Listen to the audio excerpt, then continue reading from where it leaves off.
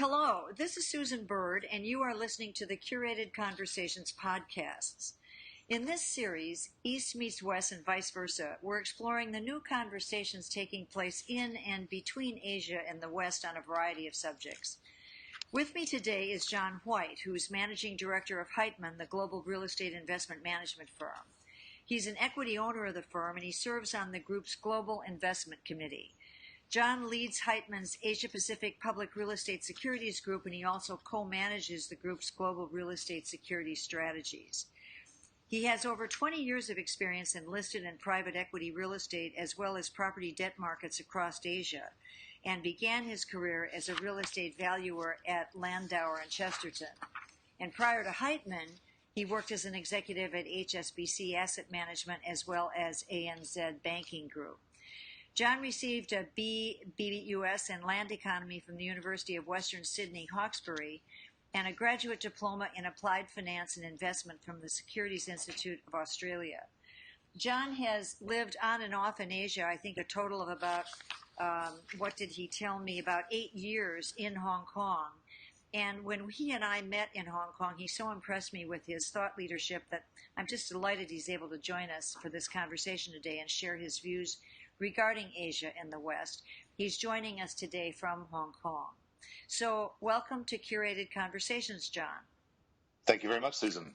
So when we talk about the conversations taking place in and between Asia and the West, what does that bring to mind for you? What does that mean? It's a two-sided conversation. Firstly, the way I look at it, Asia has been growing economically and assimilating further into the global community through global trade, finance, as well as the capital movements. And on the other side, Western organisations of the West broadly has been looking at Asia as an opportunity to grow businesses and to expand into new markets that they hadn't had penetration into earlier. It's been evolving over a number of years and has been, I guess, accelerating over the 2000s and has reached probably an area of maturity now or a next leg of further development that will be interesting to see where it goes. So how has the dialogue shifted over the last decade? Is it that it's less unidimensional, it's less about Westerners investing in Asia? Is it now, more of a collateral thing, or what would you say?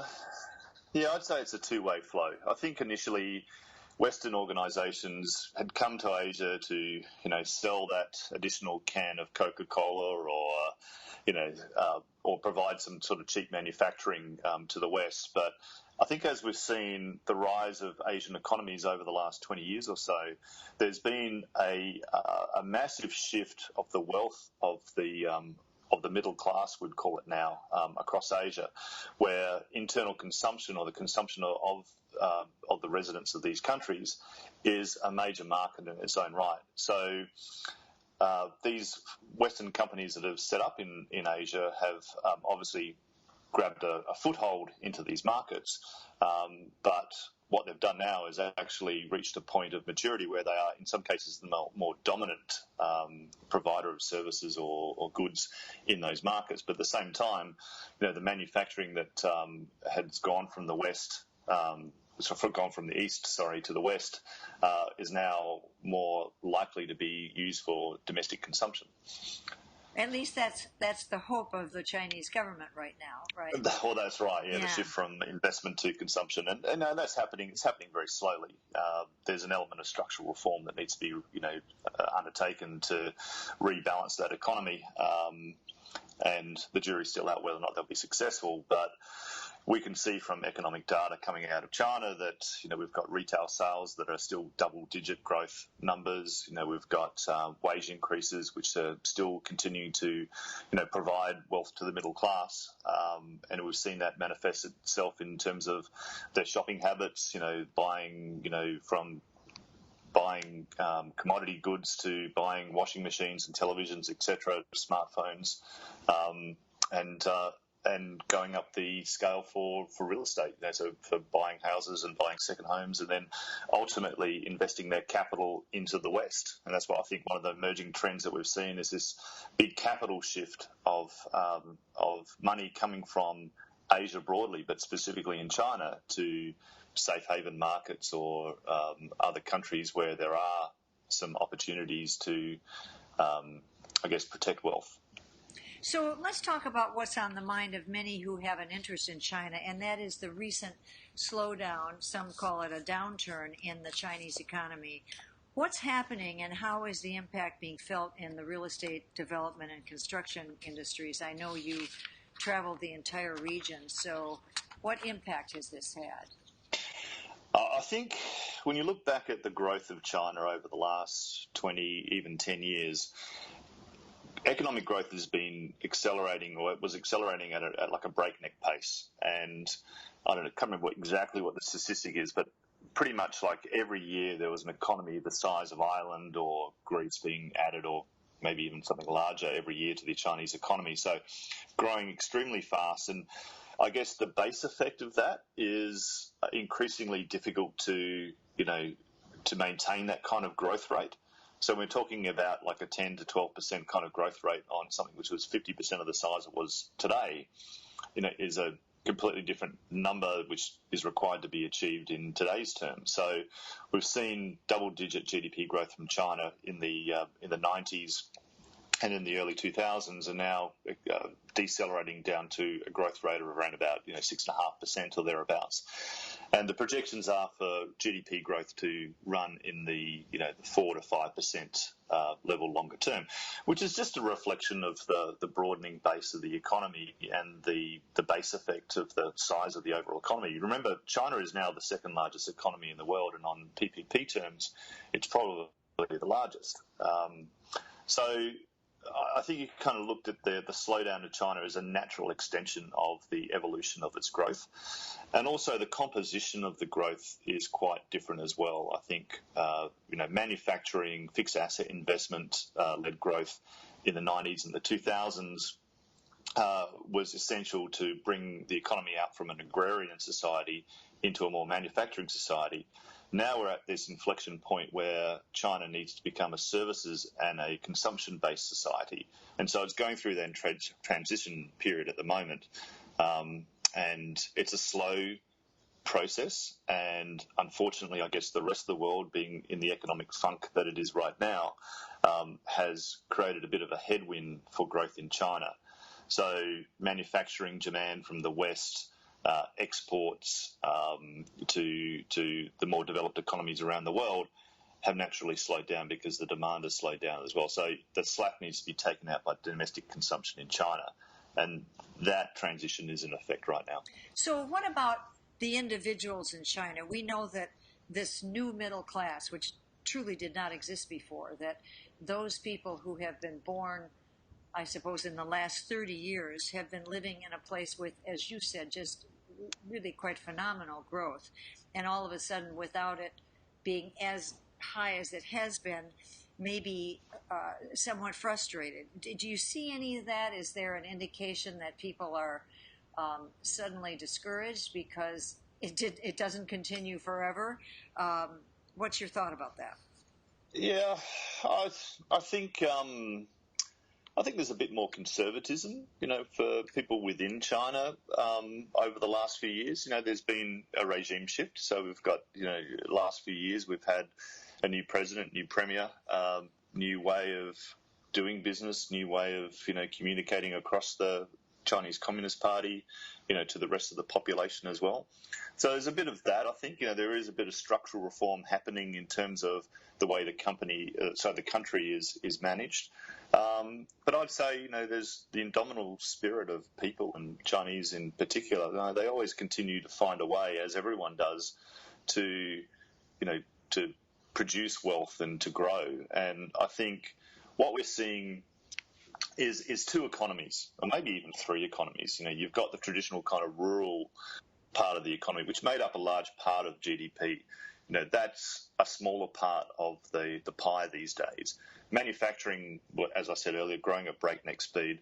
The demand is not there, so we've got massive issues with overcapacity in the steel industry and in some kind of infrastructure projects as well. But then you've got this massive growth in the services industry. So the banking, finance sector has been growing quite rapidly. Unfortunately, that's dominated in the large cities. So I think it's very hard to make a generalization about, whether or not the entire, population is concerned. I think there's winners and losers. The problem I think that we have in China is that the losers, which I would say is the old manufacturing industries, continue to be propped up by the central government and also some of the banks as well. So if some of the structural reform which is required to basically shut down steel producers and other kind of old style activities has been deferred for probably a bit too long and needs to happen at some point.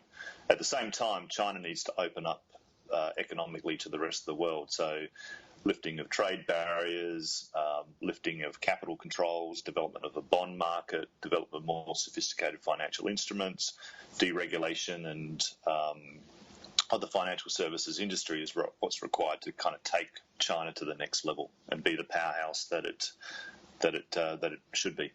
So we actually didn't ask you specifically about, or maybe I did, but we got onto something else, and that is how has the real estate business been affected by this slowdown? I know there's many people talk about a bubble in certain parts of China. Yeah. What's your perspective on that? Again, China is a country of so many different economies and so many different stories. So it's hard to kind of draw an average through the whole place. So certainly the major cities have been quite strong in terms of property prices, and there's a limitation of supply. There's also an affordability issue in cities like Beijing and Shenzhen and Shanghai as examples. But that's where the jobs are being created. That's where people are moving to embark on careers or basically establish their wealth. So I would say that the property markets have been quite strong overall in those markets, and we continue to see property price growth. But I'd also say that there's a limited amount of supply, and but then you go out into the more rural provinces and the smaller cities, so I'd call them the tier 3 and the tier 4 cities, where there is no constraints on land supply. There are massive amounts of development, lots of empty buildings, and lots of projects still coming out of the ground. And that's where the real problems are, where you've got quite a number of low-cost as well as low-quality buildings that have been built in these third-tier cities, and not enough buyers for them. And that's where you're seeing price declines. But overall, there is a slowdown in property price growth. But again, it's not broad-based. You got to pick your winners and your losers. It's kind of like if you're investing in the US. There's some cities that are going to be doing better. There's global cities, New York and Los Angeles, operate very differently to some of the more Rust Belt cities, in the Midwest, as an example. And I think the same thing applies to China. In terms of construction activity, we've seen a bit of a downturn in that. I think that's probably a little bit more of a tightening of financial conditions from the banks and slowdown of economic activity broadly. But then again, I'm always surprised by the level of construction activity. It still is at a pretty high level, but I'd say that speculative element that really existed for a few years after the global financial crisis has largely dissipated. And I wouldn't say the market's in balance. I think it's a slight oversupply if you look across the country, but nothing that is more alarming than what it has been over the last few years. So for a crucial requirement, it seems to me, I remember you having said that innovation is really crucial in order for China to move successfully away from that earlier export model. And I think you had even said when we last talked that as far as digitization is concerned, China is well on top of the latest in technology. How does that relate to what's happening innovatively in general? Is China really really picking up its own ability to innovate without simply improving on stuff that has come from elsewhere? Are they now doing more original thinking of themselves? We know about Alibaba, we know about Tencent, which started out as copycats and really have sort of leapfrogged into places that are highly innovative. Is that something true all over the place, or are there just still pockets of that? Where does innovation sit in all of this? I think the starting point of that is you just need to know that there's over 600 million people that are online in China at the moment. So if you talk about sheer weight of numbers and the digital literacy of people, it's an extraordinary, high level of involvement in the new economy, I should say. And so, we've had examples where groups like Alibaba and other logistics or retail firms that basically leapfrog traditional forms of retailing and are moving straight to drone technology to essentially move goods from the factory or the distribution outlet, to a rural community. So there's no real need to set up some retail activities. Certainly, Western retailers are looking to set up in China are focusing on the big tier cities. They don't need to kind of go out to the third and fourth tier cities because they can basically distribute their goods online. It's like a normal way of shopping, and I think the West will catch up to the way China operates in terms of retail. Certainly, there's some examples in countries where the number of people that shop online or the percentage of people that shop online is about the same. But when you think about, the cost and time to deliver bricks and mortar retail to the difference between sending out a drone or, by road transport or something like that, China has moved far ahead of the West. So in terms of that kind of distribution model and technology, I think China's well advanced on that. It's, I think, got the most number of robots in the world too. They're developing their own robot technology, for manufacturing. Obviously, that displaces jobs, but wage levels have increased, and China's increasingly competing against places like Bangladesh and Vietnam for manufacturing and textile goods, and can't compete because wages are too high. So they need to kind of move further down that R&D, and traditionally they've borrowed technology from other parts of the world, but now they're continuing to develop. And then you go into biotech, and there's some exciting stuff that's been done just across the border here, Shenzhen and a few other areas where medical research basically is leading the world. So I think that's good news in terms of innovation. Certainly, the number of publications and patents are way up there, versus the rest of the world, and accelerating. So I'm pretty positive on China in terms of its technological development. It's whether or not that technology can be shared with the rest of the world.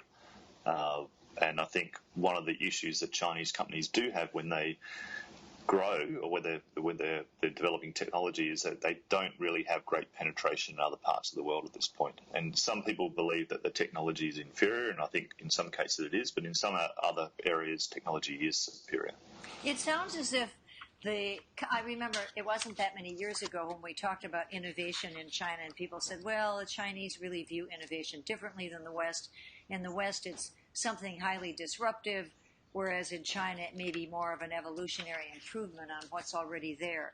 It's sounding from what you say is that China has really moved to this more disruptive model, and that they're in fact coming up with stuff that nobody else has seen, especially in the biotech area. Did I hear that correctly?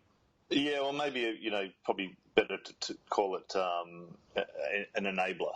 It's leapfrogging technology. And I think when you look at China and Asia broadly, the growth that it's experienced, since World War II, as an example, right? Where we've had a number of feudal and colonial economies. We've had within a generation or two generations the development that has occurred in the West over 200 years or so. So you're going to have an accelerated pace of change, and I think people seem to be generally kind of accepting of that. But that accelerated rate of change actually means you leapfrog technologies that are redundant, and I see this digital economy just evolving at just a rapid clip in China in particular. So, where will the increased innovation come from in China? Will it? It sounds like it's no longer just expats bringing in Western thinking. Is it the young Chinese who are being educated in the West and returning and eventually leading companies, or is it becoming truly homegrown, despite the fact that the educational system is not one that people feel is based on really critical thinking? Where's it going to all come from? That's a good question. I think broadly, a lot of Western firms that have set up in Asia have brought in expats like myself, to run organisations and lead the charge in growing businesses across the region. But now there's a great stock of people that have 20 years experience in Western markets and understand how to undertake commerce in other countries that are now leading organisations across the region, and then there's the homegrown talent that have come up through the ranks as well. So there's a nice blend. I don't want to call myself a dinosaur, but increasingly I kind of feel that the edge that Westerners have had in Asia has dissipated, and rightly so. That it should be like that, and so I see innovation and leadership in Asia as a natural extension of, basically building up the skill set by learning the disciplines that have come from the West, and also having an Asian flavour to it, which is essentially taking homegrown cultural values, ways of doing business, conventions of doing business, being respectful for both of them, and bringing the best parts of them to be successful. And then you have the homegrown young people, the innovators that are stepping up that may have been finished off with universities in the West. And we're seeing increasingly here, across Hong Kong and Singapore, that there are a number of people that are increasingly migrating to China because that's where some of the great opportunities are in terms of tech and innovation. Again, like Hong Kong and Singapore are very small markets. They have great opportunities themselves. Singapore is a great hub for R&D because it's a tropical climate, great for biotech and drug research and things like that. But because of the size of China and the growth of China, the opportunities will be there. So I like to think of it as a nice kind of cocktail, a blend of, older statesmen, Western influence, people with a blend of both cultures, and then the homegrown stuff coming through. And it's fantastic to see that evolution basically in real time, which I have over the last 25 years. Well, I think you're fortunate to have observed that because it's pretty exciting. So it sounds like you're truly optimistic about China's future, and that your optimism is based very much on their ability to really develop new things on their own, successfully move to this new economy, assuming that is in fact a success story. You said that the jury's still out on that. What will the major challenges be to this positive future? Well, I think that the main challenge that China has is the control over its population, essentially. Like the CCP has been in power for, 50 odd years, and the command and control style of the CCP is increasingly difficult in an area where people are digitally connected. China has to deal with the rise of its power economically, but also deal with its soft power as well. And so, we've seen, conflict in terms of words, at least anyway, and some actions in the South China Sea. So I think that the rise of China is an opportunity, but is also seen as a threat by some countries. So even within China, there is, even within Asia, there's obviously conflict over the South China Sea and trade as well. There's concerns, from America that China is a threat, and so I think its natural rise needs to be kind of measured and, I guess, of low threat to the rest of the world. And I think that China is going through that evolution at the moment, and it needs to deal with its citizens in a way which allows them to grow personally, grow wealth, have a voice, and I guess potentially let go of the command and control, style of leadership there, which I doubt will happen. And that, I think that's the critical that's a critical risk, I think, in terms of China's growth. That if the CCP keep a tight lid on its population, then it will probably crimp its growth internally and its power externally over the long term. That's a delicate balance for sure, right? It is, and I wouldn't say that I can, call myself an expert in how that operates, but you can see that as people kind of, become more educated, become more wealthy, they see more options, they have access to what's available in the West, and there needs to be some kind of way that the rise of this social awareness can be managed. And I don't see an easy way for that. How right accurate is the Chinese understanding of the West and vice versa?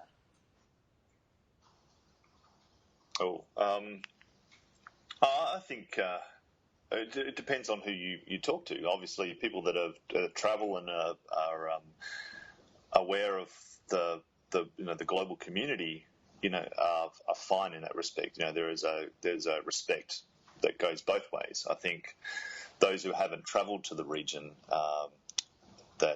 and also people within China that hasn't necessarily had exposure outside of China, don't get the full picture as well. So that's a that's a shrinking number, I should say, because the amount of Chinese that are actually heading overseas on holidays and connecting more with overseas economies is growing all the time, and that awareness is increasing. So I think it's a work in progress. On both sides, I think, yes. So. Yeah, that's exactly John, right. are there any other issues that you'd like to mention regarding this East meets West arena? Something that you think is important to mention we haven't touched on? I think as China, as Asia continues to grow its wealth, you see it exporting capital across the world, and I certainly see this in the real estate space, in that. For a number of reasons why capital flows out of Asia. There's a safe haven aspect, for economic uncertainty or political uncertainty, that you may want to have some assets in foreign countries. You may want to put some capital into markets where your kids are going to university. So we're seeing it manifest itself in the residential real estate markets around the world, and cities like New York and San Francisco, Vancouver, Sydney, London, doesn't matter what they are, if they've got good infrastructure, good social services, good universities, good institutions and stable governments, capital will flow into those markets. And we've seen that in terms of the rise of property prices and some of unaffordability issues in some cities. But I think that this is a long-term secular theme, and if I was like a wealthy Chinese individual and I had the opportunity to send my kids to university in Melbourne, in Australia, or to Canada or whatever, I'd take the opportunity and I'd use that as a beachhead for potential immigration at some point, because great healthcare in these countries, social security, good air, clean water, food security, political security as well. So I think that's an ongoing theme that we need to watch. And I don't think that the brakes that some governments have been put on foreign investment into various countries is going to be enough to stop this wall of capital that will continue to come into the West from Asia. Well, broadly. You're right. The statistics say that at least some people are thinking that China's wealthiest and some of its brightest are, in fact, leaving the country, and just the terms that you just said. So this is terrific, John. I really thank you. It's been a delight to share your perspectives. John White is Managing Director of Heitman, the global real estate investment management firm, and he's an equity owner of the firm and serves on, he leads the Heitman's Asia Pacific Public Real Estate Securities Group and co-manages the group's global real estate securities strategies. John has over 20 years of experience in listed and private equity real estate, as well as property debt markets across Asia. He began his career as a real estate valuer at Landauer and Chesterton, and prior to Heitman, He worked as an executive at HSBC Asset Management as well as ANZ Banking Group. John received a BBUS in Land Economy from the University of Western Sydney, Hawkesbury, and a graduate degree in Applied Finance and Investment from the Securities Institute of Australia. As should be obvious, he's lived both in Australia and other parts of Asia now for, I guess it's 3 times that he's come back and forth to Hong Kong, and for a total of 7 or 8 years of that. So you can understand why I was so delighted to have him join us today from Hong Kong for this session of East Meets West and vice versa, our series on curated conversations. I'm Susan Bird.